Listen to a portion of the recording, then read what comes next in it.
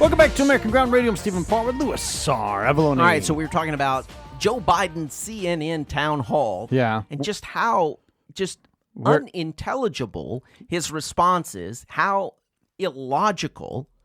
I mean, he lost his train of thought numerous times. I'm not even sure he knows where the track was, where the train was on. And look, don't get me wrong. And a lot of people say, well, how could you not be making fun of him? It's not about making fun of him. That's not what this is all about. No. I mean, I think it's shameful, and we've said this on this show before.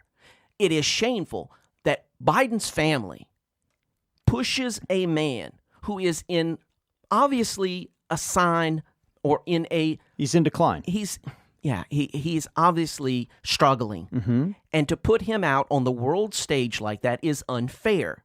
Now, U.S. Representative Madison Cawthorn, he's the one, he's in a wheelchair, right? A member of Congress from North Carolina. He said, I think I'd like to talk to Joe Biden. I would like for him to be cognitively examined, but I'd really like to speak to someone else. And here's what he had to say. I would love to have a congressional inquiry to understand exactly what Joe Biden's reasoning is, but unfortunately, I don't think he can find his way to Congress. I'm talking from a very objective standpoint here. I think we should indict Jill Biden. And I'm not saying indict in terms of criminal, but I'm saying that we should call her out for being so cruel to her husband. The man is clearly mentally unstable. He's having some form of degradation of his mind, and they are putting him up here to be assaulted by the greatest debaters the country has to go against him. And right now, his mind simply cannot handle it. So, Chris, as much as I'd love to question Joe Biden, I really want to question whoever is really calling the shots right now, because I don't think Congress or the American people truly know who's behind the scenes pulling the strings of Joe Biden. I agree with them. I do.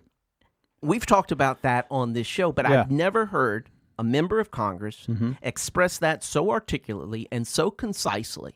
That is really what the issue is. When we're talking about the cognitive decline of President Biden, what we're really doing at the heart of that is a concern, a fear of who is actually running the country. And the president of the United States needs to be able to handle complex ideas, and he needs to be nimble with his train of thought.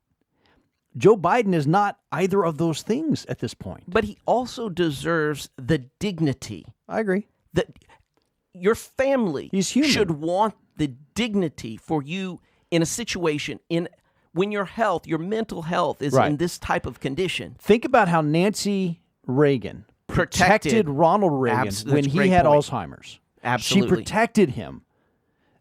Jill Biden's doing the exact opposite. Nancy Reagan protected him. She respected him. She protected his dignity. Right. What is Jill Biden doing?